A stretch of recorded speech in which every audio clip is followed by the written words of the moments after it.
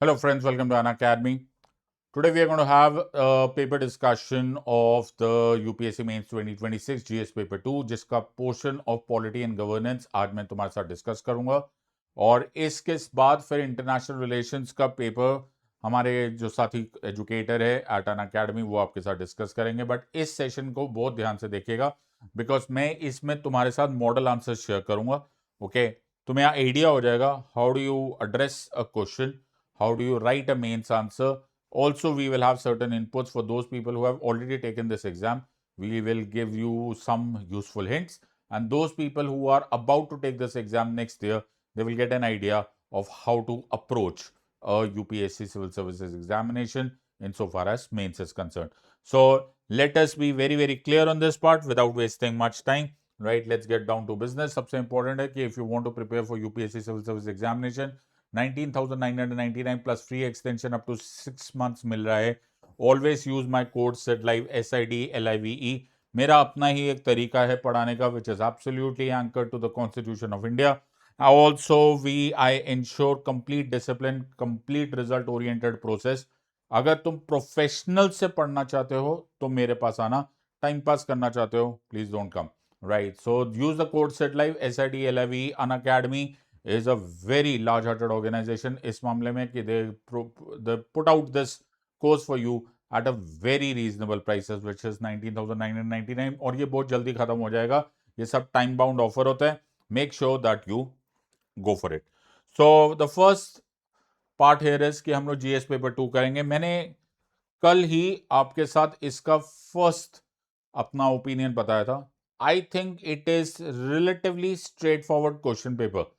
अब मैं इसको to divide this into easy और मीडियम और tough, I think it is a fool's errand because UPSC exam is never easy. It can be straightforward, it can be convoluted, it can be out of the box. In that context, I would say that this is a straightforward exam.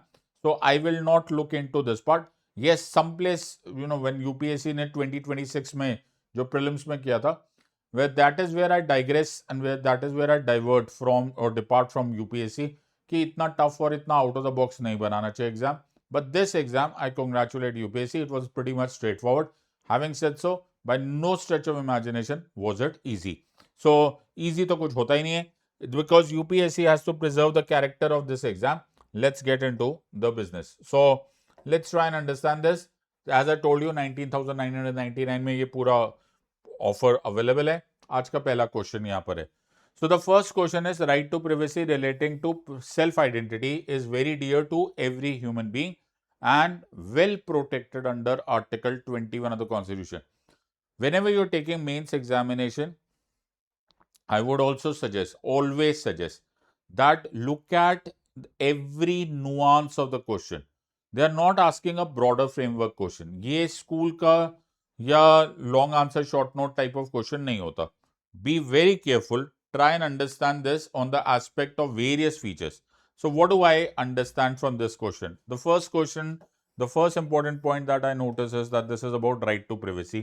Then there is an element of self-identity, which I would actually say this is the crux of the question.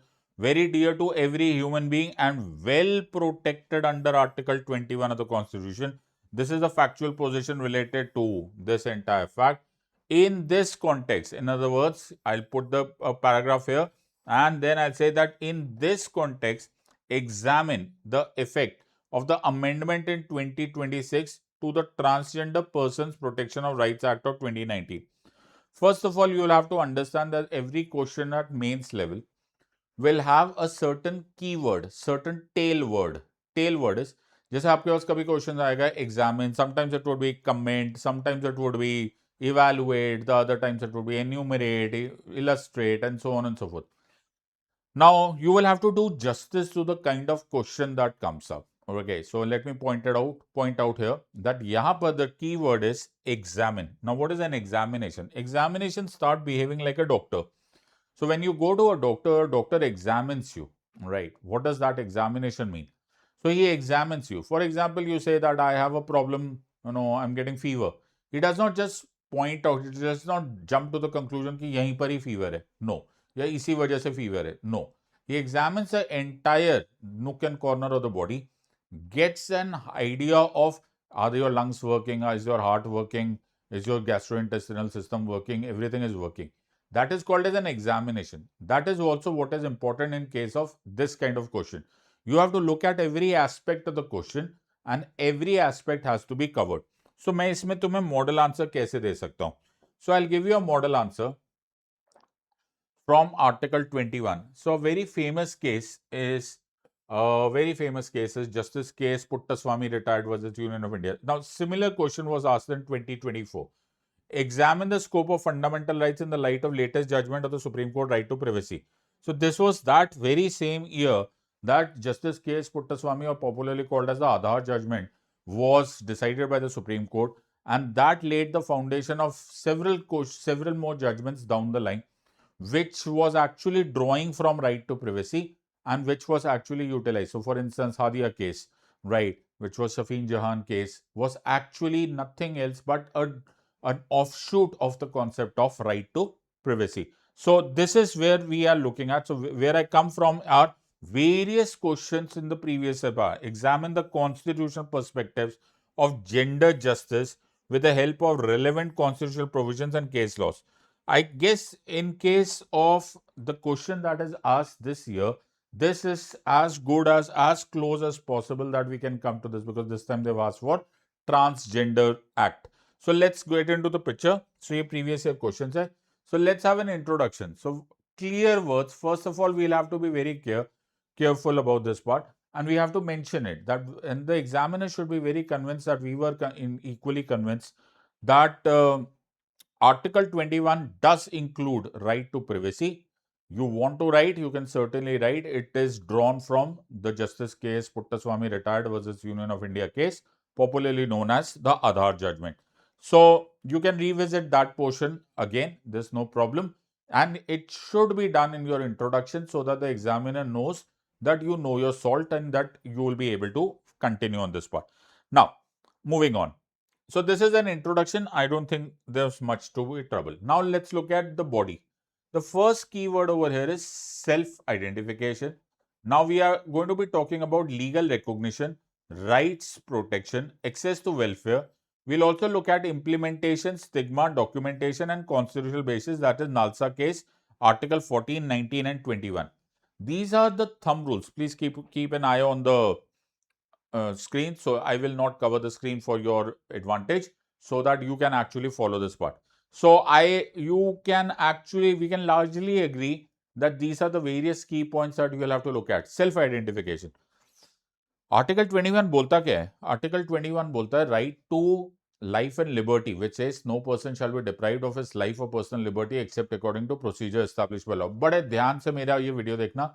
I will keep it short. I will not stretch it. But I want everyone to be absolutely on the same page with me, ताकि तुम्हें actually समझ में आ जाए how do you address questions at level of mains. So, looking at this question, first of all, I'll have to convince the examiner that I know the one, it is coming from Article 21. So the examiner knows that where I'm coming from. The second part here is that I am going to align myself to a certain position. मेरा position क्या होगा? मेरा position ये होगा कि when I come to gender identification, I being a transgender, I being a man or a woman, that kind of situation, self-identification is an integral part of the word life.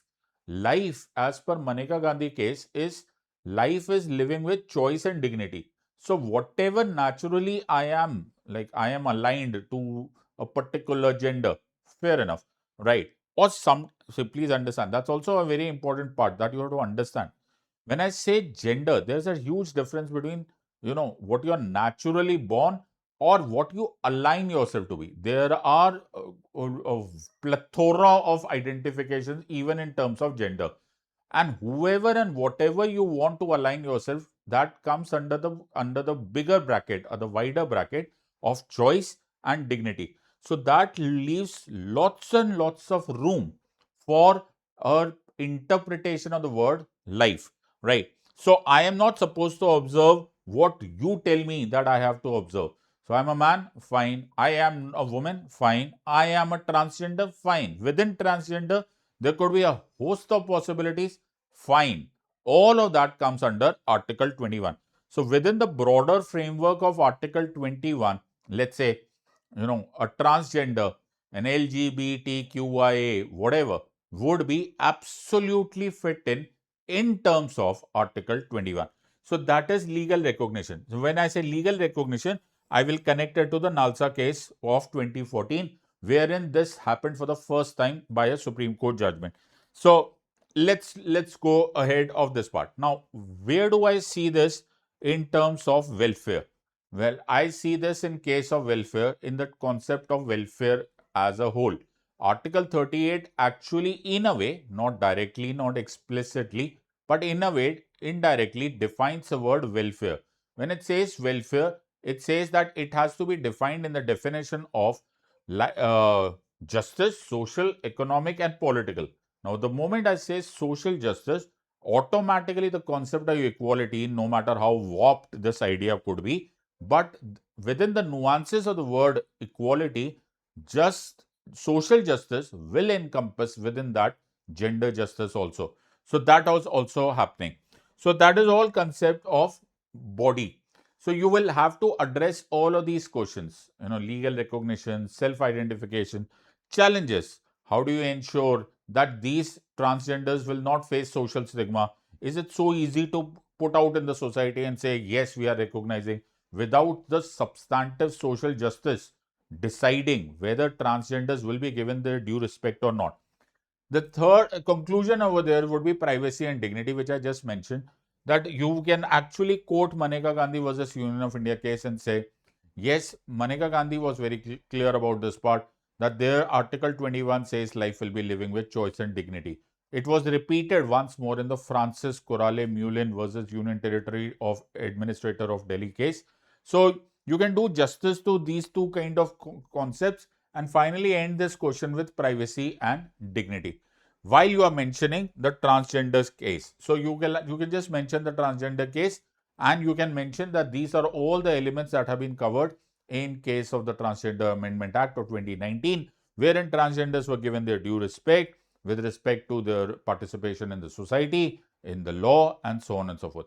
So that is how you do this, right? So these are the various features that you have to answer. Let's go down to question number 2. Women as a class neither belong to minority group. I'll just get away from the screen so that you can have a look at this. Women as a class neither belong to a minority group nor are they regarded as forming a backward class. In the light of this statement, discuss the evolution of women's reservation from local bodies to parliament. Now, this is a very interesting question. To address this question, let us first have an introduction to this question, right? So, first, let's have certain associated previous year questions. This was asked earlier also. Reservation of seats for women in the institutions of local self-government has had a limited impact on the patriarchal character of the Indian political process. Discuss the contribution of civil society groups for women's effective and meaningful participation and representation in the state legislature. See, you will have to differentiate between two types of democracies. Before we answer any of these questions, you will have to understand this part. And that is, one is what is called as substantive equality and political empowerment. Let me explain this to you, right? Let me put out to you as bluntly as possible, right? So, when I say justice, or when I say forget about justice, let me put it even narrower. Let me go to equality. When I look at equality as a concept, equality as a concept is contingent on two different elements. One is political equality or procedural equality, also called as formal equality. Wrap your head around this part. Formal equality is जो मैं लिख देता हूं, मैं कानून की किताब में लिख दिया, मैंने प्रोसीजर में लिख दिया that this is procedural equality. Everyone shall be equal before the law and equal protection of laws. The second concept of equality, and which is actually more important, if not actually the final aim of equality, is substantive social equality, which cannot be studied in isolation, but which will have to be connected to formal equality. That formal equality is that train or the means that leads to an end, which is called as substantive social equality, as in what happens on the ground. You would recall that in class 7th NCERT, there was a story of a lady called as Kanta. Kanta's story, if you recall, had much to learn from, if you could understand this part. So it says that she starts a journey with voting, standing in a queue which were of voters, which ensures that she has political equality. One vote equals one person, no matter what happens. Whether you are rich or poor, doesn't matter. But on the ground, are you having social equality? Are you having economic equality or not? Now, be that as it may, all right, I don't want to digress from the situation, but the fact of the matter is that today we have political equality in a large measure, and it's written in a variety of ways in the constitution. But you go to the social level, you go to the substrata of the society, you will realize that women are not actually having a life easier than men, or rather even equal to men. And that automatically says that there is a deficiency of social equality. Now, you have to see this from the template of social equality. So, women are not backward classes. Fair enough. We have understood this part. Women are not minorities. Now, when I say minorities or backward classes, now again, I'm looking at paper. I'm looking at a particular piece of document. I'm looking at a law. So, I'm looking at a law and says, nah, Article 15, Article 16, Article 15, subclause 4, or Article 16, subclause 4 does not mention women as backward classes. Understood. Fine. Point taken. Fair point. Absolutely. I read Article 29 and Article 30. I find no mention of the word women. Absolutely. Absolutely on the same page. Also, I look at National Commission on Minorities Act of 1992. I don't see anything related to women. But does that mean that women are not being discriminated against? Does that mean that women do not have much more to achieve to be able to come at par to males, and in that case achieve equality? If we are on the same page and if you agree with me on this, then that means that you will understand where I'm coming from. I'm coming from the concept that there is a deficiency of substantive equality insofar as women are concerned. So I would presume that if they are unequal, then I can do positive or affirmative steps to elevate their levels to the level of everyone else, notwithstanding the patriarchal society or whatever comes in the middle. I have to bring them to the level wherein they achieve substantive social equality. Now, substantive social equality, in other way, also hinges upon political participation. Now, this is interesting. So, one is feeding on the other one is actually bringing you back to this. So, one is contingent on the other, and it is vice versa. So, political participation, if women get political participation, if they start getting represented in the legislatures, in the governments, in far more numbers than what they are as today, then does it have any bearing on substantive social equality? Is the actually point as the premise upon which this question is based. Think about this and then answer this question.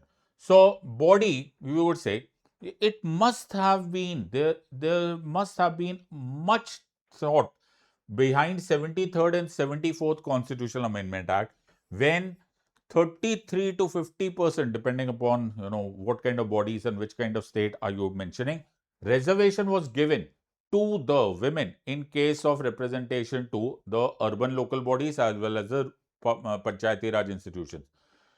So, what were we increasing? We were increasing grassroots leadership, pradhani. Okay. Now, the moment the pradhani or the mukhya or whatever you want to name, sarpanch, you want to name, becomes a woman, she has more amount of political participation, which might help in bringing substantive social justice. So, I hope you realize that we are not going the whole 9 yards. We are taking incremental steps to increase her political participation, bringing her up to the level of that position wherein, notwithstanding a patriarchal society also, she achieves equality. So, this is the point. So, state level extensions have been raised. Women's Reservation Bill own history has been tumultuous, to say the least. Why? Because women reservation. Now, please understand. Baba Sahib said this in such beautiful words, and it was absolutely perfect when he said that we are trying to ensure a democracy in a country which is essentially undemocratic. Now, that was so interesting. So, हम लोग बात ये करते हैं, paper पे ये लिखते हैं, आर्टिकल 15 में ये लिखते हैं, the state shall not discriminate against any citizen on the basis of race, religion, caste, sex, place of birth, or any of them.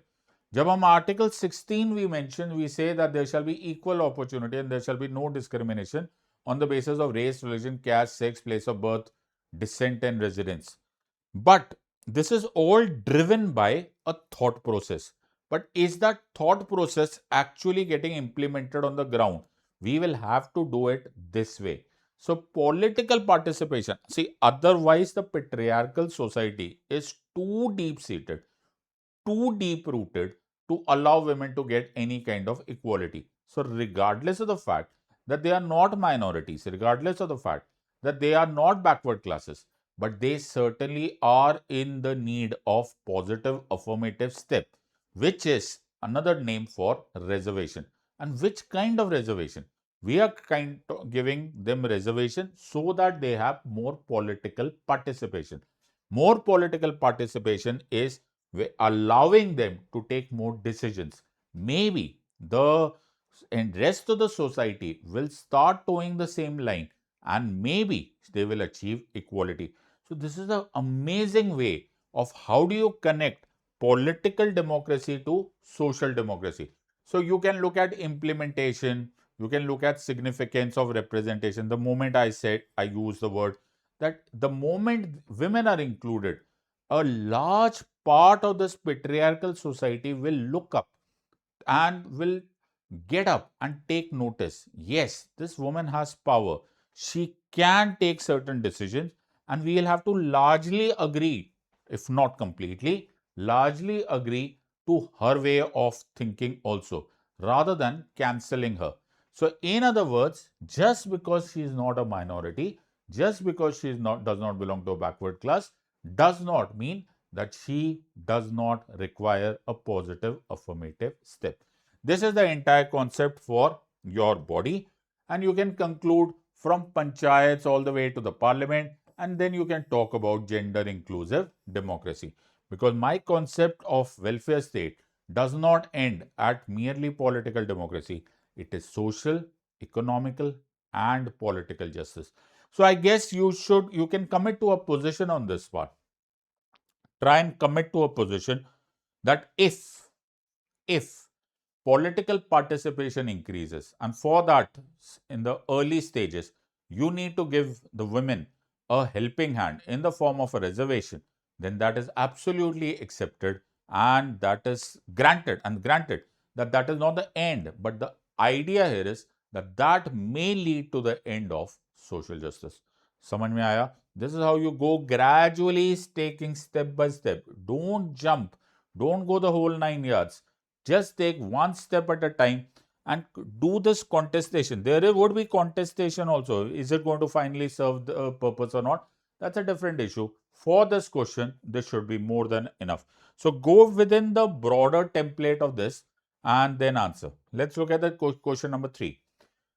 Examine whether the constitutional office of the Lok Sabha Speaker has become vulnerable to partisan politics under the current anti-defection regime. What institutional changes are required to ensure the neutrality of the Lok Sabha Speaker in the managing a polarized house? We will first have to look at what are the keywords. Okay, what are those raw nerves that we'll have to first heal so that we'll be able to answer this question.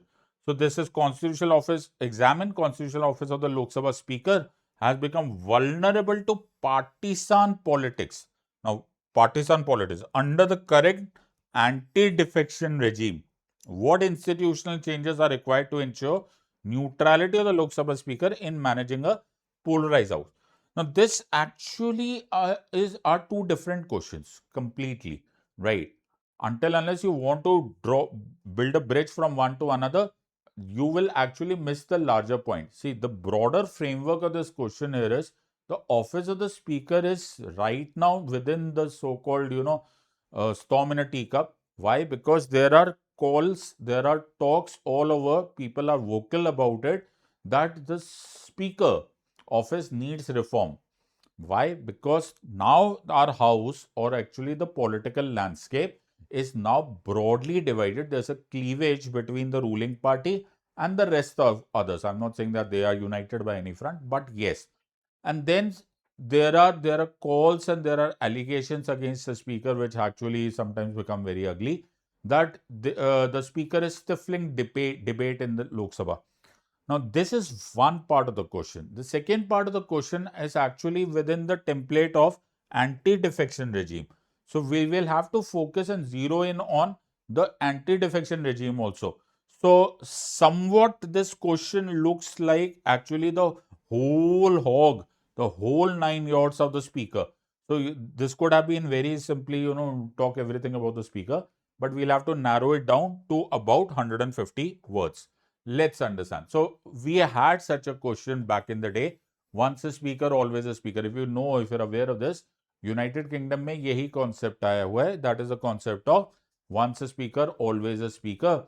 As in, once a person, a member of parliament of United Kingdom chooses to be a speaker, then he remains a speaker unless and until he retires or he dies or he actually quits that position once and for all. All right. Then discuss the role of presiding officers of the state legislature in maintaining order and impartiality in conducting legislative work and facilities. This was 2023. I would say this was, as well as this was a pretty straightforward question. Today's question, 2026, I would say, let's say, a more complicated question, a more nuanced question. There would be more layers to it. So, let's look at each of them one by one. All right. So, introduction. So, we can mention, so I always say it is always better to anchor your answer to something. And I would say, why not the best authority to anchor your answer is to the Constitution of India. Let's go anchor it to the Constitution. So, I would throw my weight behind this question on the backing of Article 93 to 97. It is very clearly mentioned that the Lok Sabha Speaker's presiding officer will be the Speaker. And the Lok Sabha will elect from amongst itself any two members. One would be the Speaker, the other would be Deputy Speaker, as soon as maybe. Fair enough. So, Speaker is expected to interpret the rules of procedure and conduct of business of the Lok Sabha. And the Speaker is supposed to conduct, expected to conduct in full measure. In full measure, the House should be conducted in as neutral manner as possible. So far as the Constitution is concerned, there are no ifs and buts about it. There are no grey lines. We are absolutely on the correct part. Okay. So you can start your introduction with this part. But then we start discussing about anti-defection. I told you within the broader framework of this question, you have to zero in on that particular topic, and that particular topic is anti-defection. So when I say anti-defection, what am I talking about? I am talking about the 10th schedule. So why 10th schedule? So if I read 10th schedule of the Constitution, जो anti-defection law है, I would be reminded of that the speaker or the presiding officer has sweeping powers in anti-defection law, so as to decide. They are the final authority. The word over there is very clear. There are no ambiguous terms over here. Okay. It says that they are the final authority. The presiding officer will be the final authority to decide whether a particular person is disqualified on the grounds of anti-defection. Now, that becomes a very dangerous thing. Why? Because once you have a great power, right, and then there is some ambiguity in this, then that power is going to be misused. Let me explain this to you. Okay. So, anti-defection law says that the speaker or the presiding officer will have the final authority to decide whether a particular person is disqualified under the 10th schedule or not. Cool. Absolutely fine. Taken, well taken. Let's carry on. But there is no time limit decided. In the context of anti-defection law, in the broader framework of anti-defection law, there is no timeline within which the speaker will have to take the final decision. Now, what does that mean? That means that the speaker can make this decision at any particular time in the future. When I'm saying that I'm looking at the future, I'm actually looking at oblivion. We don't know. It's possible that the speaker does not decide for the entire 5 years. And that automatically means that the speaker is well within, I'm not saying well within the rights, but it has a very high possibility that the speaker lets his party or the ruling party to go scot-free when it comes to defection, or decides against the opposing party at the behest of the ruling party. Ruling party ka banda, if he goes to a defection, the speaker won't take a decision, or it is possible that he won't take a decision. So within such high powers, there are delay and selective decisions which automatically starts raising allegations. There will be noises all around that this is going to be a partisan politics on the end of the speaker. So this can be understood. Okay, so you'll have to look at the nuance and you have to be very carefully explaining this in your answer.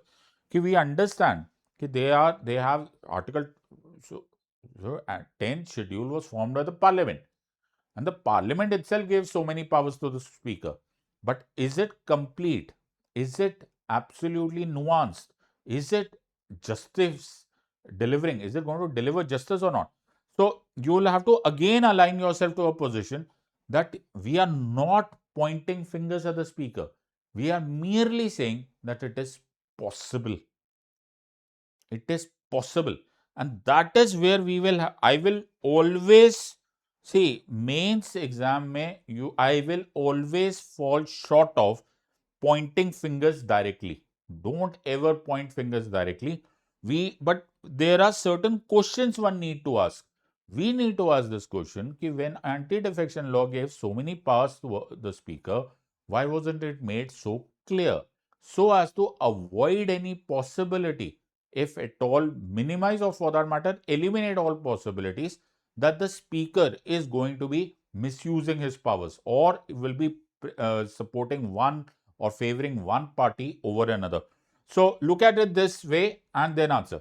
So then you have judicial concerns, you have Nabam Rebia case, you have the Zuchilu case. You can mention any number of case laws. Please understand, this is also a very important reminder for all of you that if you are about to prepare this for this exam, please start studying many case laws, Supreme Court judgments, and which will be supportive of your answer. So this is where you go ahead and answer this question. Then you continue with this part, because if the speaker does not subscribe to my expectations of the speaker being a neutral authority, then I'm going to lose my trust on the speaker. The speaker's office, which is of such paramount importance to our parliamentary democracy, is going to lose credibility. So legislative impartiality, institutional reforms, all of this is spoken. And the most important thing is that we have to have a consensus election. Even if we fall short of once a speaker always a speaker kind of concept, I respect that Indian democratic system is different, vastly different, if not absolutely different, from the United Kingdom's parliamentary democracy. But coming to the question of neutrality, there cannot be any questions on this part. So where I come from is that if the speaker, it has to be respected to the level that the constitution wants it to be respected, then we have to put out that this office requires reforms, especially within the framework, within the broader template of the anti-defection law. So you can look at this body and then you can finally conclude in a very safe way that we want an impartial speaker. This is essential for parliamentary democracy and constitutional morality. Whenever your conclusion happens, your conclusion should be on a very safe ground, happy landing. Let the plane land very simply, okay? Because you don't see, there is room for so much discussion in every question that there will be no end, right? But this is not an argument in the court that for every argument that you make, I'll make a counter argument. No, you have to write an answer and you have limited number of words to use and limited space and time for writing this answer. So let's be clear on this part, and the conclusion should be very, very safe before you go ahead on this part. Next question is the right to vote a fundamental right? Discuss the position of the Election Commission of India while undertaking the revision of electoral rolls. Can it also examine the question of citizenship of voters? Well, I would say that this is the kind of question that I was expecting that UPSC will throw at you, right? Because nowadays everywhere, be it on social media or on newspapers, serious news channels, we have been discussing SIR. The SIR process is something that has raised more questions than the things that they've answered. Okay. So when I say that intensive revision has happened, right, there are three questions that emanate from this one. One is the right to vote a fundamental right? Number two is discuss the position of the Election Commission of India while undertaking the revision of electoral roll, and can it also examine the question of citizenship? So there are three questions related to this. So the first question has to be connected to the second, that is the special intensive revision SIR, and it has to be connected. So you will have to draw some connection to the first part, to the second part, and the third part. So the first part actually looks like a prelims question, because right. So associated previous, in the light of the recent controversy regarding the use of EVMs, what are the challenges, etc. Well, this is as close as possible that I could have thought of any previous year question, because SIR, that is special intensive revision, is a pretty new phenomenon, so there could not be have been a previous year question. But there's a legitimate concern, right? My first question, let me first start with the first part of this question, and the obvious is that the right to vote is not a fundamental right. Way back in 2015, this question was asked and put out to you in the UPSC prelims question. And in UPSC prelims question, they gave you a choice: right to vote is XYZ, and so on and so forth. That topic is done and dusted for. Simple. Because we are very clear on this. Supreme Court has held it. There are plethora of judgments that by no stretch of imagination it's a fundamental right. But that brings us, I have a question on this front. That why is UPSC asking this again? And that too in a mains examination. Well, then something clicks, because this question has not been asked in isolation. Is the right to vote a fundamental right? Now look at this in the context of part 2 of the question. Discuss the position of the Election Commission of India while undertaking the revision of electoral rolls. So I'm just asking myself this question. So I'm just thinking out loud. Is it possible that UPSC wants me to commit to a position that, had this been a fundamental right, then Election Commission of India was not allowed to do SIR? And if it was not allowed to do SIR, or even if it was allowed to do SIR, in that case, is it possible that UPSC wants me to commit to the position, or rather to approach this problem in a manner that maybe then they could not have eliminated my name during SIR? Think about it. Think about this. Think about the nuances of this question. If this is my fundamental right and it is guaranteed by the Constitution of India, then can Election Commission of India make an SIR and say that, Sidharth, we are removing your name and you can no longer allowed to vote? That becomes a very interesting combination. And that is why this question is asked one after another, linked to one another. So my question's answer would begin: certainly not. It is not a fundamental right. It is as good as a statutory right, which is provided to me by Representation of People Act of 1950 and 51. Also, Election Commission of India is well within its rights under Article 324 of the Constitution to do superintendence, direction and control and the preparation of electoral rolls of parliamentary election, state legislature election, presidential election and vice presidential election. So now I draw connection, I draw analogies, I draw huge bridges between these 2 points. No, it is not a fundamental right. Yes, it is a statutory right. Yes, it is a statutory right. And Election Commission of India has allowed to do SIR. If they find I am fine, they continue allowing me. They continue allowing me to vote in the election. Otherwise, they don't allow me to vote in the election. That's how I will throw my weight behind this thought process on the back, on the shoulders of these two different facts, which are actually connected to one another.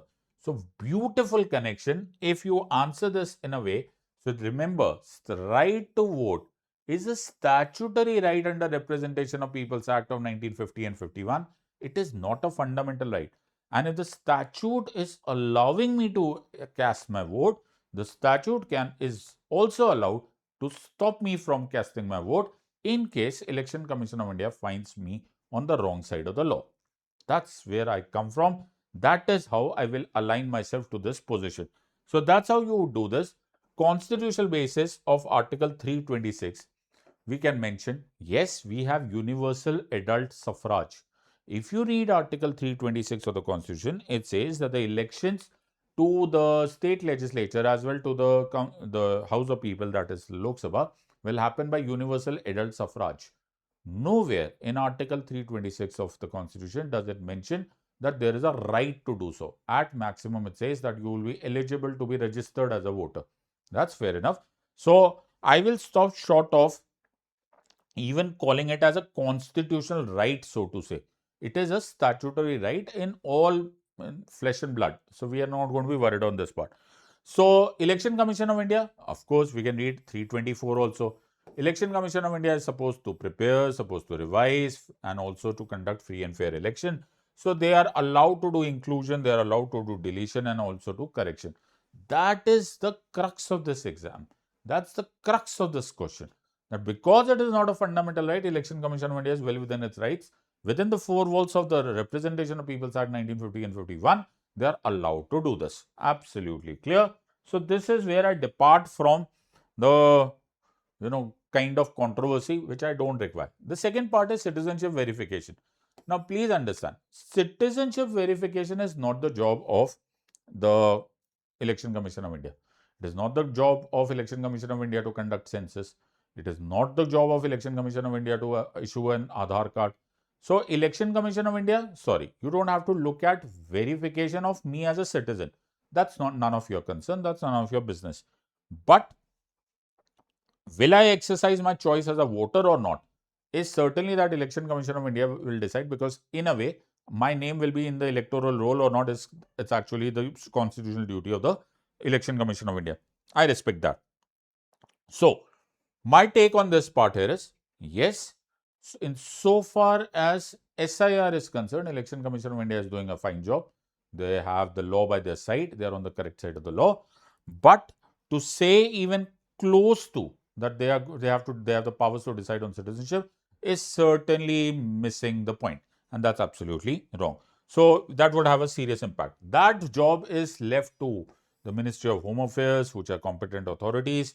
They will do their job. That's not the job of Election Commission of India. So you'll have to divide this into 3 different paragraphs. One wherein you mention what is your take on the right to vote, etc. Second, whether Election Commission of India is statutorily allowed or legally allowed to continue voting, or rather to make the SIR or to revise the electoral roll. And the second and the third part, of course, is do they have any role to play whatsoever in case of the citizenship? And the answer obviously is no. So that's how you connect these 3 answers, and you finally conclude. Election Commission of India, the guardian to electoral integrity and not the final arbiter of citizenship. I always emphasize, and it will help to repeat, that always have a safe landing on conclusion. Conclusion should be safe, balanced, as good as much as system. Don't ruffle too many feathers, because no examiner would like it. So that's where we have this question, and I'm sure that you will be able to address this question very well. The next question is a very interesting question. Do constitutional bodies like National Commission for Scheduled Castes and Scheduled Tribes possess adequate enforcement powers to secure substantive social equality? And you have to understand this question in a far bigger word. See, when we're looking at National Commission for Scheduled Castes and Scheduled Tribes, these are constitutional bodies jinka actually ensure to the mandate of the Constitution was that they will protect the Scheduled Castes and the Scheduled Tribes, and they will do whatever is within the powers of, in fact, they were given the powers of a civil code to ensure that there will be social justice. Now, the word here which this UPSC examiner has chosen to use is substantive social equality. Now, please understand when we're talking about substantive social equality, let me first take you to the previous year questions that were associated. Whether the National Commission for Scheduled Castes and Scheduled Tribes can enforce the implementation of a constitutional reservation in the scheduled caste religious minority institutions examined. This was asked. So it's not too far off from what we have been asked this time. Right. Although there can be contestation with relationship to other matters, but let's try now. Discuss the role of National Commission for Backward Classes in the wake of its transformation from a statutory body to a constitutional body. In fact, one thing that I noticed in 2026 exam is that this time over the questions are not unidimensional. They are layered. They are multidimensional. You will have to draw connection, right? So I would say that these are not difficult concepts, but these are certainly concepts which require more nuances to be addressed. You can't just, there is always room for discussion in these kinds of questions. Let me get to this. So let us have the broader framework. The broader framework is National Commission for Scheduled Castes and Scheduled Tribes as constitutional safeguards, and we have mentioned Article 338 and 338A. Now you must have noticed that there is a method to this madness, right? And this is the method that I have chosen to adopt. And that is, I always anchor my answer to Constitution and Supreme Court judgments. That's always better because both of them are authorities which cannot be challenged, and there are no ifs and buts about it, and there's no getting away from each of them. So you'll have to do all of them. So let us see where does all of this arise out of. National Commission for Scheduled Castes and Scheduled Tribes is constitutionally mandated bodies. These are constitutional mandated bodies which are responsible to safeguard the rights and of scheduled castes and scheduled tribes respectively and protect them from social injustices. But the word over here is the concept of substantive social equality or justice. Now let me explain this to you. So their equality again is of two types. So if you remember, this is something that is very interesting that I have noticed in UPSC. Every time UPSC gives a question, puts out a question paper, there is sometimes an underlying tone in the UPSC exam. There's a theme. This time over, I have noticed this is probably the third question, and there will be one more question after this, following this one, in which I have seen that there is a broader framework of equality and the difference between procedural and substantive equalities, procedural and substantive democracies. लिखा क्या जाता है as to versus होता क्या है on the ground, धरती पर. I'm sorry, I have a problem in Hindi का. धरातल पर, as in how do you decide that on जमीनी सच्चाई. जमीनी सच्चाइयां क्या है? So this is how you understand this part. So you have to draw a red line over there, right? So let's understand. Procedural equality, yes, मैंने Article 338 लिख दिया, and the National Commission for Scheduled Castes and Scheduled Tribes को powers दे दिया. We've given them powers. They've got the powers of the civil code. They can enforce orders. They can give punishments. They can call witnesses. They can call evidence, and they can receive affidavits and all of that stuff. But where I digress from this is the question that we have to answer is it enough? Is it enough to enforce social equality and social justice in so far as scheduled castes and scheduled tribes is concerned? So this is where we have to deep dive into this part. So they have functions, investigations, monitoring, advisory, but none of their decisions, none of their suggestions to the government are binding. They are all recommendatory. So if you notice, they are by and large followed. By and large, they are followed because, of course, they give a report to the president and the president tables those report. But the point here is that it is by and large followed. It is non-binding. Once it becomes non-binding, then automatically it is left to the transient majority, the disposition of today, to decide whether or not to do that. And please remember, once you leave it to the government to decide, then there is a large number of variables which the government has to look after, including electoral politics. So, I will not align myself to a position where I'll say that National Commission of Scheduled Castes and Scheduled Tribes cannot do anything. They certainly can do, but is it enough? That's the bottom line, and that's the crux of this question. So, there are constraints. They have resources problem. They have vacancies problem. And social justice is an element of society. Now, please understand, this is very interesting. Political, or rather procedural processes, procedural equalities may or may not convert themselves or translate itself into social equality. Is that the job of National Commission of Scheduled Castes or Scheduled Tribes, or is it the job of civil society? Big question. What a question. If you are able to convince the examiner, and if you are able to lead or put out to the examiner that you are thinking in that direction, that a social problem needs to have a solution from the society, वैसे ही जैसे religion और law का point है. So when I say faith and when I say logic, faith के मामले में logic का क्या काम और लॉजिक के मामले में फेथ का क्या काम? In another way, we can say that for a social problem to go, is merely a procedural change or merely a legal or merely a constitutional amendment, will that be enough to bring about substantive social equality? अब तक तुम्हें समझ में आ गया होगा, अगर तुम मेरे वर्ड्स को धीरे धीरे समझ रहे हो, that you will be able to understand and you will be able to convince yourself that I have caught the pulse of the question, and you also need to catch the pulse of the question. So maybe not with the entire thing, but on the aspect of substantive social equality, क्या atrocities हो रहा है, reservation हो रहा है, forming a law, is it enough?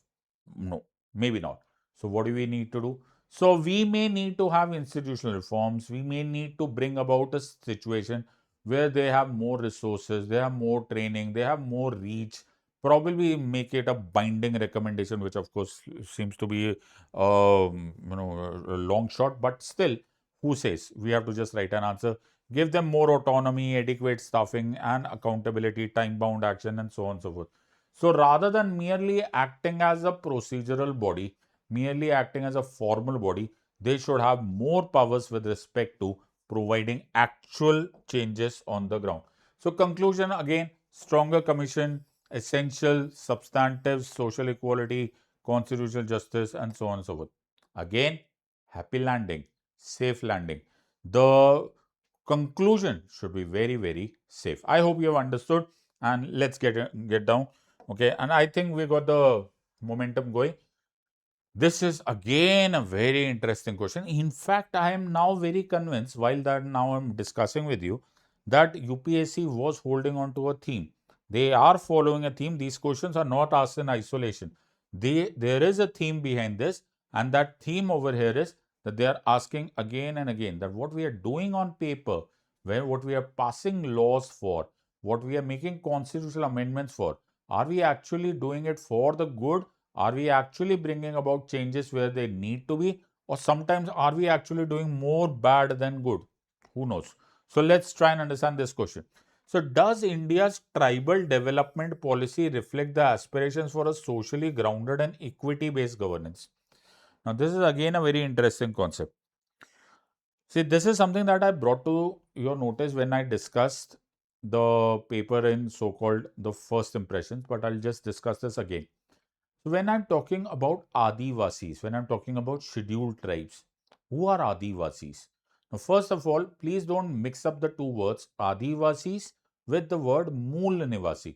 We are not New Zealand and we are not Australia, where the concept of Mool Nivasi and Adivasi can be understood. For instance, in New Zealand, there are Maoris and Aborigines in Australia, and so on and so forth. In India, it's very different. It's very different and it's very difficult to distinguish between the two. Let me explain this to you.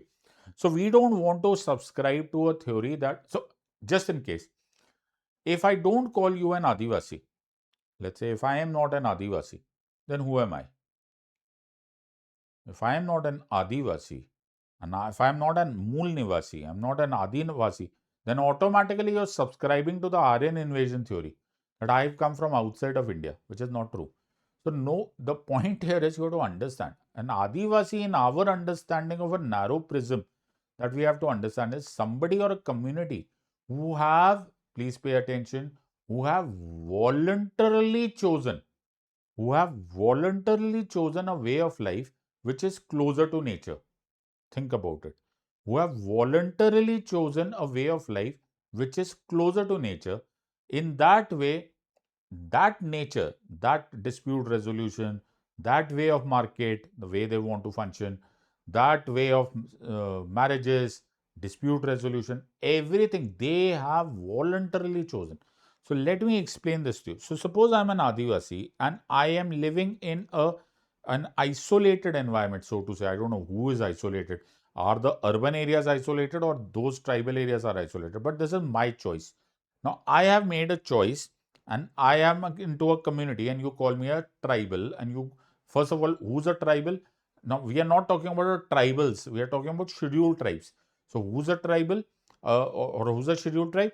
A tribe community which is recognized by a particular presidential order as a scheduled tribe will become a scheduled tribe. So there is no tribes per se to be called as scheduled tribe. Please pay attention to every word that I am saying. You'll come out of this far more informed and far more empowered in polity and governance. So now pay close attention. So I'm a scheduled tribe, or rather my community is a scheduled tribe, and my way of life is around that nature.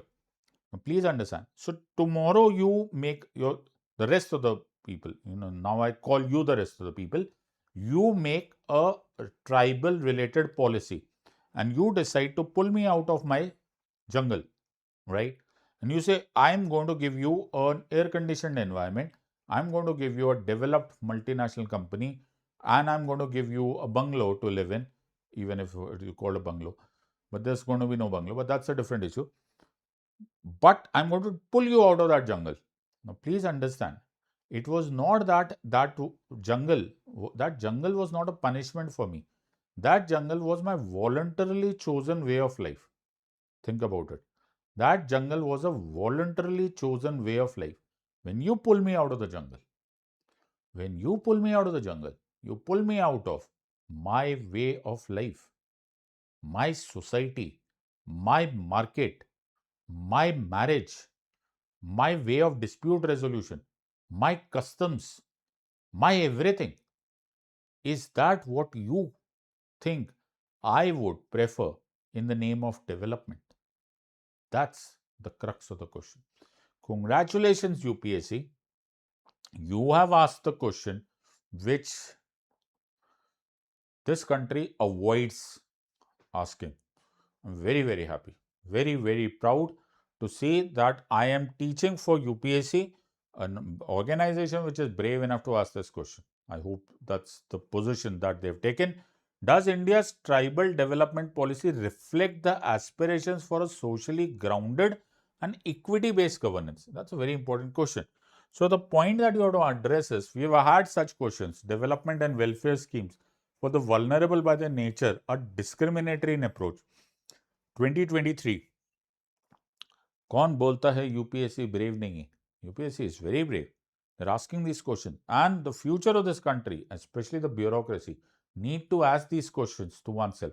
So the question that I put to myself is ये same है. Performance of a welfare schemes implementary for vulnerable section is not effective due to absence of awareness and active involvement at all stages of policy process. तुम्हें पता है कि उनको development का definition क्या है? My definition of development as a government of India or a government of state might be miles away and vastly different from what that scheduled tribe community actually needs. What is their definition of development has to be very different from us to understand. So, tribal development has to be inclusive. It has to be protection and empowerment. There is a huge difference between pulling somebody out of their life and saying, in the name of mainstreaming, we are developing you. But the idea is development should always be inclusive, it should always be transparent, accountable, and empowering, not deciding, not pouncing upon somebody's way of life. So, in that broader framework of the word development, we try to do everybody, and we kind of, one size fits all kind of approach, which is certainly not acceptable, especially in scheduled tribe population. So, yes, that is the reason why we have fifth schedule and sixth schedule. But fifth schedule is hardly doing the job that it was supposed to do.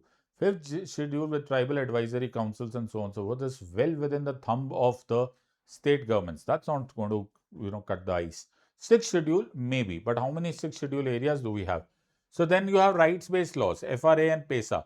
PESA again, Panchayat Extension Scheduled Areas Act. It's a very dilute act. Okay, will it help so much? I don't know. Then you have welfare initiatives. Okay, so, and then community participation, Gram Sabha decentralization. But all of these things, will they be able to look after the displacement problems? Once they're displaced from their way of life, it's all over. Then the implementation gaps, land alienation, those scheduled right. Today, land is gold. Land was always gold. So, every time schedule in the name of development, scheduled tribes are alienated from their land, and the vested reasons. So there are big gaps from where what we intend to do procedurally and formally, at least on paper, to what is actually happening on ground. So that is it. So again, equity based governance requires rights, participation, and effective implementation, something that I was discussing all this while.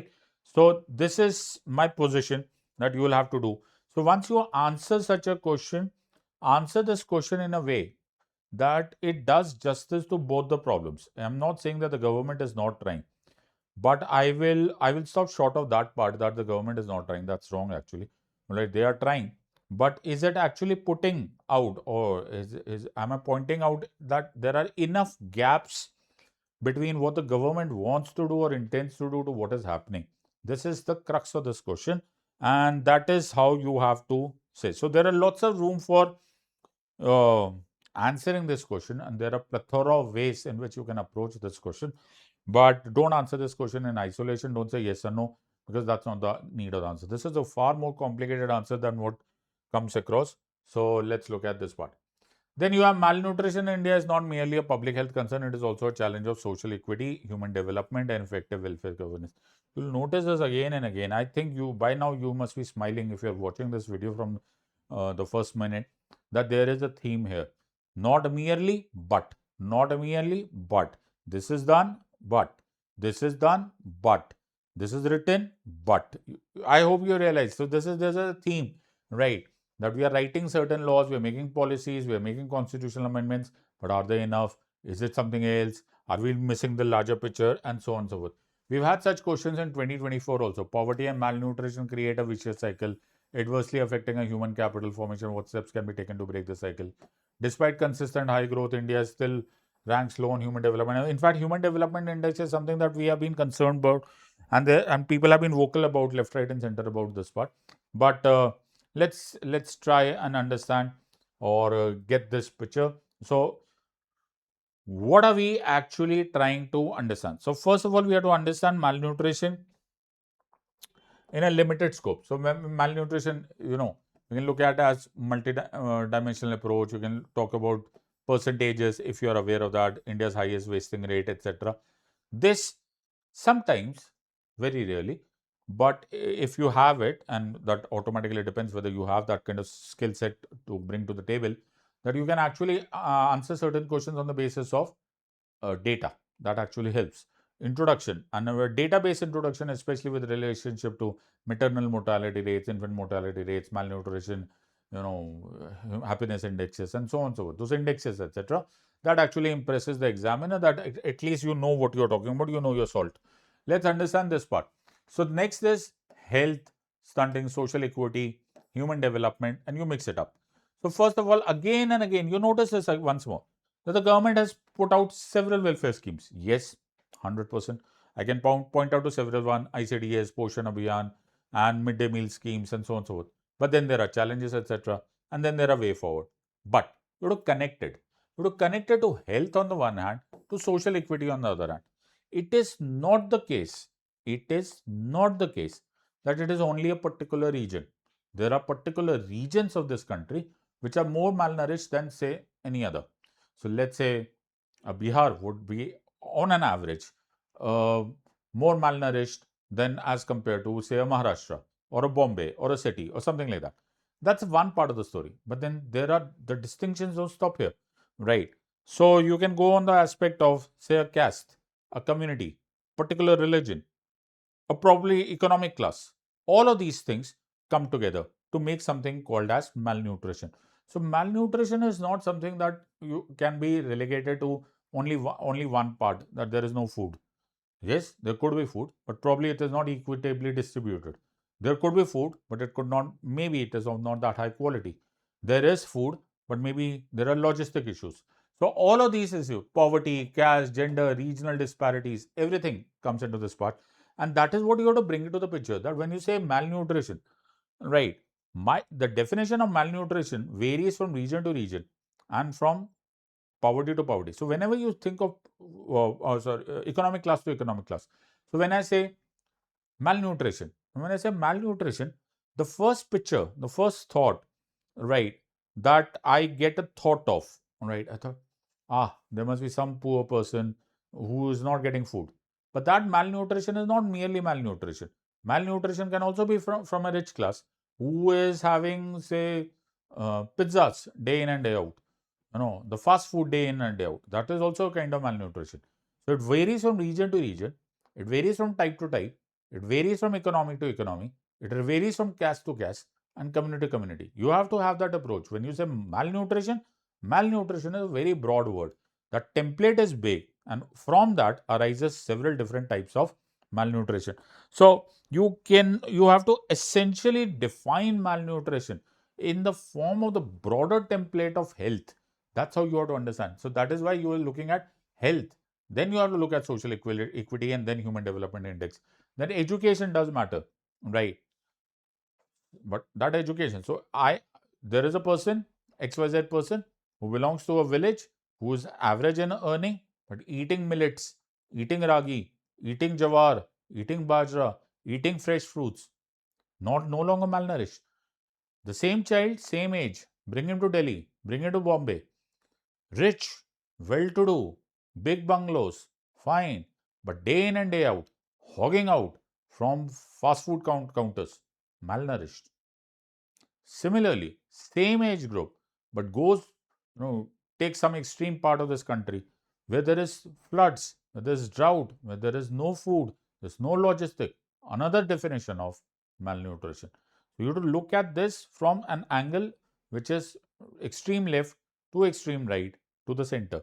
So that's how you answer this question. You have to fall either ways. Don't, that is what I'm saying. Stretch your arms, stretch your mental muscle while you're writing a mains answer. Give them what you know. Nutrition, security, foundational, inclusive, development, and Vikasit Bharat. How many times in this discussion have you seen the word inclusive? How many times have you understood the word ground reality, substantive social justice? All of these. There is a theme to this mains exam. Understand this, and then you will be able to answer this question better. So that's how you attempt this. Analyze the advantages of and the limitations of generalist structure of Indian civil services. Well, there have been voices coming from various quarters that is Indian civil service requiring a overall, a complete, absolute blitzkrieg kind of a reform? Because are we, or as a country, as a society, are we open to, or are we properly served by a generalist Indian civil services? Or is the grunt knob change, or is the requirement completely changed? So let us try and understand. So what is the test of an efficient bureaucracy? The test of an efficient bureaucracy is that it should be able to further the government policy or the state's policy towards its policy which is constitutionally defined. So my constitution says that the government, Article 38 says that the state shall ensure that it will be a welfare state in which justice, social, economic, political shall inform every sphere of national life. That's what the constitution wants my state to do. Fair enough. But the issue over here is that is my civil services today ready to deliver the goods, so to say, in the way that they are trained? We have a generalist Indian civil services. What does that mean? So one of my IS friends used to tell me that from A to Z, A, B, C, D, E, F, G, Every alphabet, there can be a name of a department. So A can be agriculture, C can be, or B can be, botany, or C can be chemistry, and so on and so forth. You need to know everything all the way till zoology to be able to conduct yourself as a good IAS officer. Is that the need, or is the need that we need a specialized civil services to do or deliver the goods today? Now, does that mean, like, the medical profession, earlier there used to be general practitioners, now you have specialist doctors. Back in the day, there were engineers who were generalized engineers. Today, most of them conform to a particular discipline of engineering, and then they perform accordingly. Fair enough. So, does that mean that we need to have specialized civil servants? Is that the approach to the problem? Is that the point that I will subscribe to? Let's look at this in the context of the question. These kinds of questions have been asked multiple times. Has the cadre-based civil services organization been the cause of slow change? Initially, civil service in India was designed to achieve neutrality, etc. Do you agree that this is a traditional bureaucratic structure? You'll notice this question again. Traditional, contemporary, back in the day, this used to happen. I would presume this kind of questions will have been coming, and would keep on coming, because civil services, like every other thing, will have to change to a changing society, changing need of the government. The government is changing. Why not the the civil services also? So the question that we need to ask is, to address to this part, that generalized civil services primarily is very broad base, right? So they have, but you have to understand, right? What are they doing? They are working within the framework, the administrative framework that the government tells them, and of course, with the constitutional mandate is, right? But let us not fall into any kind of assumptions. Let's try and understand about the advantages. Advantages is it will be a versatile, we have a generalist organization. So you know a bit of geography, know history, polity, governance, a bit of IR also. You need a bit of economy also, art and culture also. I can actually fit you anywhere, so to say, in the layman terms. So also there is administrative community continuity. There can be institutional memory. You need field experience. We give you all of that. But then there is a problem. The problem that supposedly you cannot surmount, or is there a framework to settle this problem, is also a question that we need to ask. Do we need, number one, do we need a civil services with domain expertise to do a particular job and none other? Let's say, do we need a specialized software engineer to act as a civil servant in case he is to be connected to the Ministry of Information and Technology? Well, that's a question that we have to ask.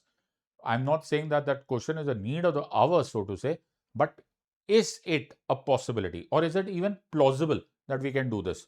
Also, contemporary needs like AI, climate, digital governance, etc. Can we do this part? So, the government actually has toyed with these kind of ideas. There's a concept of lateral entry. So lateral entry is something that if I am from a private sector, or rather if I'm not from the civil services sector, but beyond say 20 years down the line, once I have achieved a certain level of domain expertise, laterally I'll be inculcated into the Indian civil services, and then I'll be acting as an administrative capacity. Not that this experiment has not taken place, but I would say that with a pinch of salt that it has probably not worked. Why? Because on the one hand, I have domain expertise, but on the other hand, there are certain powers to be which actually want that generalist policy or administrative framework to continue, because that's not their job. The generalist civil servant is the one which is responsible to continue the administrative framework. Domain expertise, is it actually the job? Is it the job requirement of a civil servant? That's a question that needs to be answered, and it's not such a simple answer. So you'll have to understand. So the idea is you have to have some generalist specialist, and that is how you have to continue. There can be a vast majority number of generalists, and then a few handful of specialist civil servants also, and then in combination with one another they may function. That's, in the lack of a better word, in the lack of a better definition, right? See, when you look into the future, then you are looking into eternity. You're looking into oblivion. You're looking into the unknown. You don't know. I don't know. Probably you don't know. Probably the government doesn't know. Okay. Time will tell. Only time will tell. So as a UPSC aspirant, a 25-year-old something aspirant answering, I think a safe landing is that you have majority of generalists, keep a few specialists, combine the job. Be that as it may, it doesn't actually answer any question, but you don't have to actually answer any question. You just have to show your approach at answering this question. There is no good or wrong answer of this question. So there are many of these questions which are related to international relations, right? And we are not going to get into this.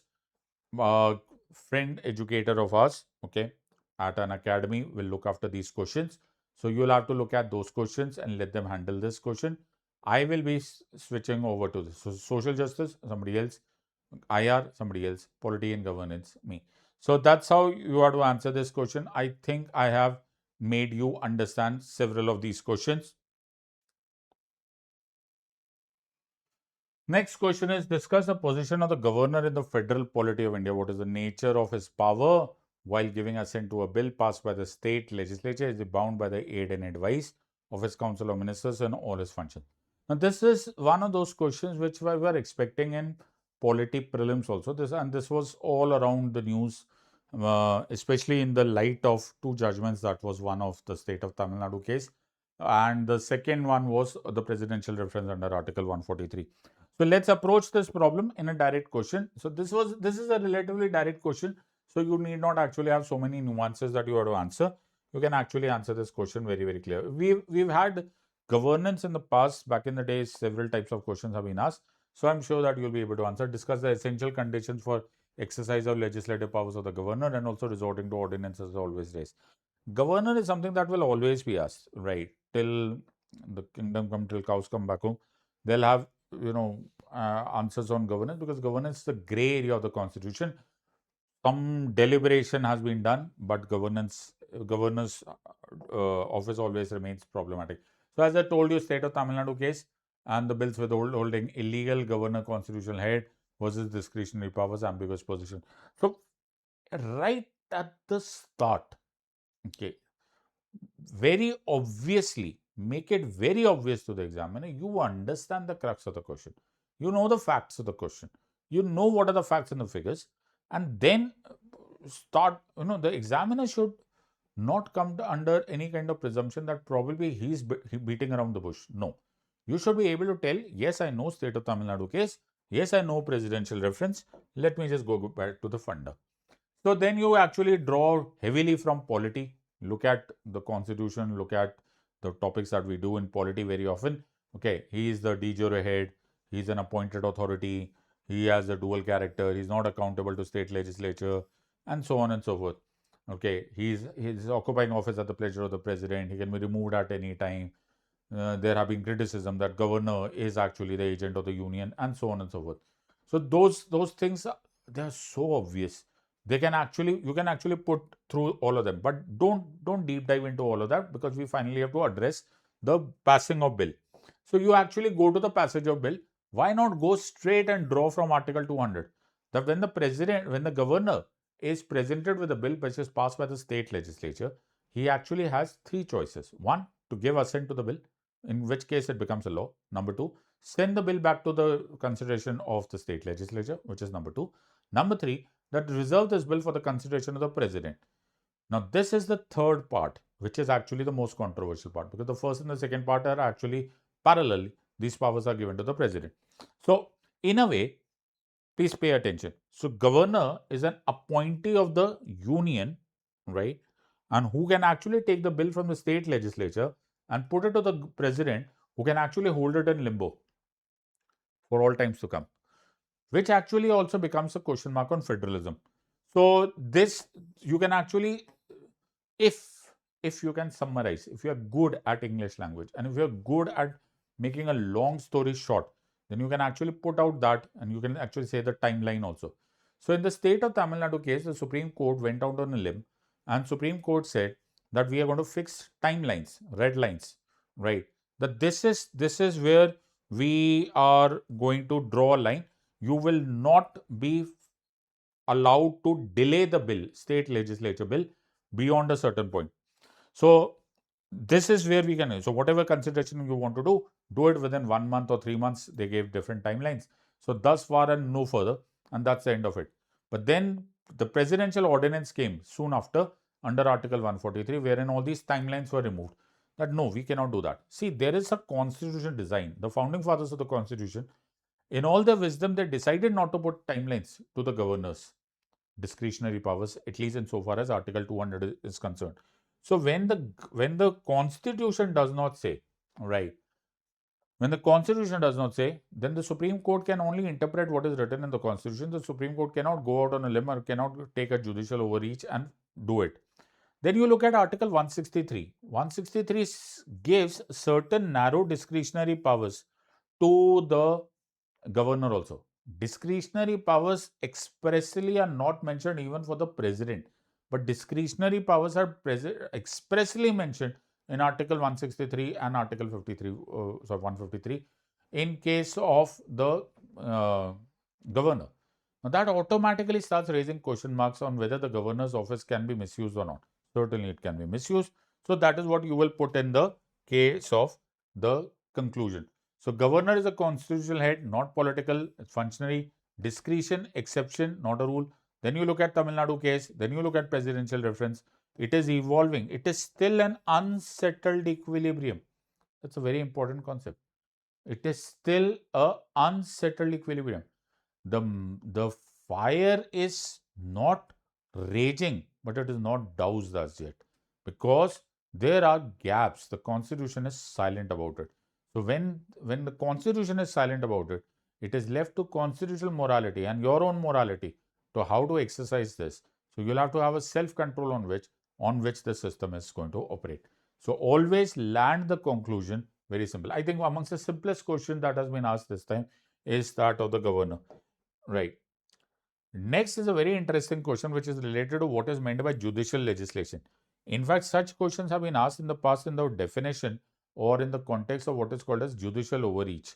But this time they are used the narrower template of what is called as judicial legislation. So let's deep dive into each of this part, and let me point out that this has been again asked in the prism of passive euthanasia and a living will. So what is a living will? So living will is actually again a judicial innovation which was brought forth by the Supreme Court in case of the Common Cause versus Union of India case 2018. Now this actually is intricately connected to another case which was a few years behind this, and that was the Aruna Ramchandra Shanbag case. Now in the Aruna case, it was a question is that can under Article 21 of the Constitution, which ensures life and personal liberty, under the definition of the word life, and when life loses its choice and dignity, can passive euthanasia be allowed to a person who is actually facing, say, there is no point of recovering, there is no point of recovery in terms of health, which is called as permanent vegetative state in medical language. Now, in Aruna Ramchandra Shanbag case, a single judge bench, Justice Markandeya Kaju, observed that although in an exceptional case the court may allow passive euthanasia, but we cannot escape from the fact that Article 21, when it talks about life is living with choice and dignity, it is talking about your choice. Your choice. But in Aruna's case, or in any other such case, when he or she is in coma, which is permanent vegetative state, then how on the earth are we going to expect that they are going to express their choice? Who is to say, I cannot decide for Aruna, you cannot decide for Aruna, third person cannot decide for Aruna. So even if in an exceptional case passive euthanasia is allowed, how do we know that that man or woman who is in a comatose condition, in a permanent vegetative state, actually wants passive euthanasia? Now, this dilemma needed a settlement, and this dilemma was solved, remedied by the Common Cause versus Union of India case, in which Supreme Court held and gave legal validation to a concept called as living will, which is actually an advance authority letter given by a person who is suspecting or apprehending that he may or she may end up in a permanent vegetative state. That authority letter gives authority to some loved one or a trusted person, saying that in case of an eventuality or a contingency that a permanent vegetative state happens to me or to him or her, whatever the case may be, then the authority letter allows the person who has been given that authority letter to say yes or no to passive euthanasia. That is this entire context. So, judicial legislation, you will have to understand earlier also, please understand. Judicial legislation is antithetical to the doctrine of separation of powers as envisaged in the Indian Constitution. Starting from inventing the basic structure doctrine, the judiciary has played proactive role, etc., etc. Right? And you again have to look at judicial activism. Separation of powers is a very important concept. Executive does executive job, legislative makes law, judiciary interprets laws. And although in the United States of America, there are very strict concretized walls between executive, legislative, and judiciary. In India, these walls are malleable, so to say. In other words, that to a certain extent, they may trickle into each other's territory, but only to a certain extent. Otherwise, they are bound by doctrine of checks and balances. 2019, the first question of mains exactly was this. In India, the concept of doctrine of separation of power is not strict. It is actually the concept of doctrine of checks and balances. So we have to throw my weight behind India's concept to understand that is judicial activism or judicial overreach, which is nothing else but an exaggerated or a negative connotation of the word judicial activism, is that acceptable? Is that acceptable in an Indian context wherein separation of powers is also accepted, even though to a diluted form? And that is what we have to answer here. So we'll look at Harish Rana case, March 2026, first practical application. And this practical application was of living will, which actually arose from the common cause case. So there is still no parliamentary law. So what happens is, so judiciary makes a law. This is also a concept of legislative vacuum. So way back in 1997, there was a case which was called as Vishakha versus State of Rajasthan, in which a lady called as Bhavari Devi faced sexual harassment at workplace. But if we skim through the law books, at least at that time, there was no word mentioned called as prevention of sexual harassment or sexual harassment being treated as a culpable crime. So, Supreme Court in the Vishakha versus State of Rajasthan laid down a set of 10 guidelines, which were famously known as the Vishakha Guidelines. And these Vishakha Guidelines were put out to all the states and said that till such time that Parliament enacts a law related to sexual harassment at workplace, this would be the law. In other words, Supreme Court filled in the space which was left because of the absence of law. That space because of absence of law is known as legislative vacuum. So the same, in a way, this is exactly the position that we are aligning to here. Since there is no parliamentary law related to passive euthanasia, judicial legislation has filled in those gaps. It's as simple as that. You can call it as judicial activism or you can call it as judicial overreach. Be my guest, that's your call.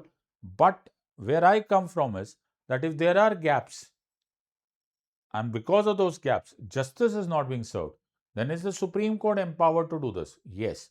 Under Article 142 of the Constitution, the Supreme Court has got extraordinary powers.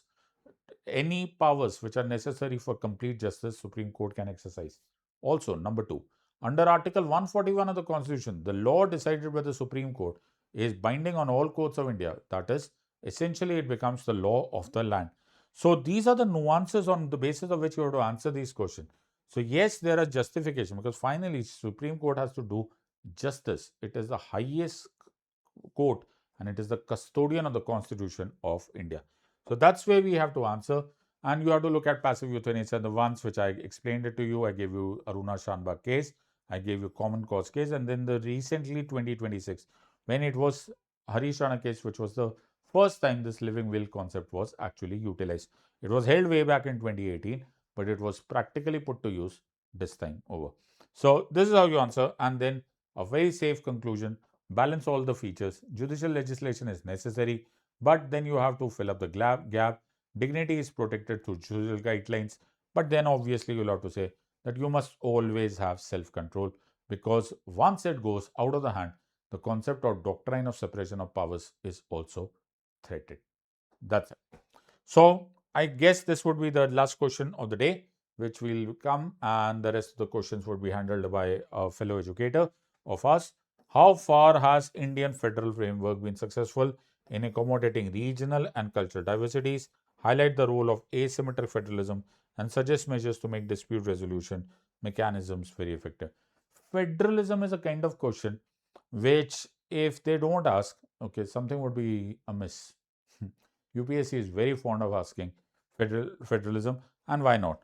This is one of those characters, one of those positions that is very interesting in case of India. So India never became a true federation such as that of USA. India also never adopted the concept of a unitary feature of United Kingdom. So the question one need to ask is, we had a kind of a blend between the American Federation and the British unitary feature. Hence, we are called as a quasi-federal state, which is not actually a very respectful way of calling our federalism. But we certainly have a concept which is called as asymmetric federalism. So you will see many of these, okay, 2014, 2020, 2025. There are a bunch of questions which are asked about federalism. In fact, every prelims exams also has at least a few questions related to federalism. Let's get down to the business and try and understand introduction. So you can talk about asymmetric federalism. So what is asymmetric federalism? Let me explain this to you. So in our federal structure, it is not the relationship that there is one center and one kind of state. That's not. We certainly have one center, but then there are multiple types of constituent units. So we have a state, but then there are special states also. There is a union territory also. There is a 370 used to be Jammu and Kashmir, 370, Article 20, sorry, Part 221 of the Constitution allowed Article 370 of the Constitution, Jammu and Kashmir getting special status. Then we have 371, which is a host of 371 A, B, C, D, E, F, G, H, I, J. All of them going. Different regional and political realities have been actually gelled together to make this union of India possible. So we had a very beautiful type of federalism. In fact, Justice Bake called our federalism as an amphibian federalism. We have such a flexible concept of federalism, because my final aim is that we have to keep this union of India come joined together, hold together. That's why our type of federalism is called as holding together type of federalism. Now, let me look at federalism as a concept of keeping India together. So, will we look at regional changes, which will look at regional diversities? Yes. Religious? Yes. Uh, Financial? Yes. Political? Yes. So, we will have a Nagaland who decided to join India, and Nagaland said, okay, give us 371A, all right, and we'll join you so that you respect our special way of life. We have a very different way of life as opposed to the rest of India. We said, fine, please be our guest. So similarly, let's say Goa. So we had 371I for Goa. So Goa said, see, we were from Portugal. Okay, we were under the control of Portugal, but you want us to be a part of India. Fair enough, we'll be becoming a part, but give us special status. So we are giving special statuses. We are agreeing to all of them, right? In the name of schedules, fifth schedule, sixth schedule, some of them giving partial autonomy, some a bit more autonomy, some of them regional, some of them in terms of political. All of that is based upon asymmetric federalism. So we don't have symmetric federalism. So you will have diversity accommodation. Diversity accommodation is an exercise. India is such a diverse country. We never wanted, see, had we not done this, then it would have been the balkanization of India, so to say. In other words, the country would have broken down. Separatist tendencies were so unique, so different from one another, So asymmetric federalism and no other way of other federalism would have worked in India. So that is the concept here. So what have we done? We have done linguistic reorganization. We have done 5th and 6th schedule. We have formed GS3 councils depending on country to country. Then 371 to 371J, union territories, substantive equality, and so on and so forth. So I think I've given you an example, a broad idea, broad template within which you can answer this. Somewhat, this is a gelling feature. We are trying to adopt it. We are just spreading our arms wide so that we can get as many together and respect their diversity still within the framework or the largest structure called as Union of India. Article 1 says India, that is Bharat, shall be a union of states. So we do agree to all of that, and that's where we've done this. So we have done measures that there will be dispute resolution, interstate councils, zonal councils, Article 263.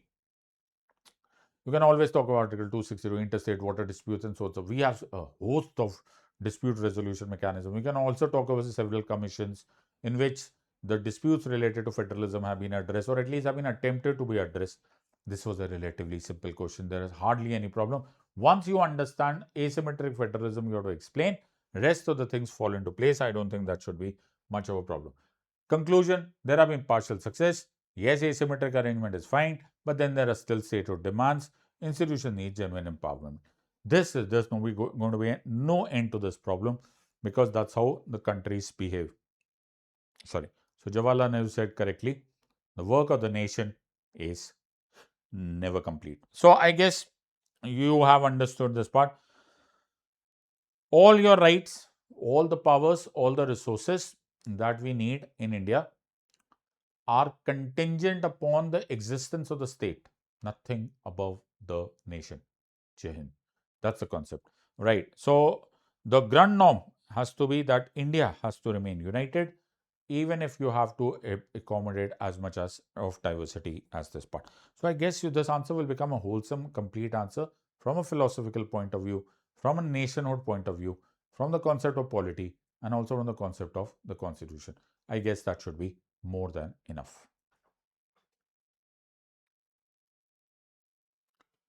So I guess that was a portion that I was supposed to discuss, right? Rest of the portions will be discussed by the respective educators of Unacademy. Okay, I will just get out of your way for a moment. You can scan this QR code. If you scan this code, you'll be able to download the analysis PPT, and you revise this at your own sweet disposal and at your own sweet convenience whenever you want to do. I hope you have enjoyed this. I took my time. I'm sorry I was going slow, but I wanted to go in slow so that you could actually inculcate, you could actually gain something. So what's the point of, what's the point? जैसा मैंने आमतौर पर discussion देखा है कि quickly points बताते चले जाओ. That's not the point. You have to, I don't give a fish for you to eat. I will teach you how to fish so that you become better UPSC aspirants for the future. I hope you have enjoyed this. If you want to join me, feel free to join us at Unacademy. Use my code SIDLIVE, SIDLIVE, and I'll be very happy to teach you. In the words of Unacademy, let's crack it. Until next time, God bless, thank you, and Jai Hind.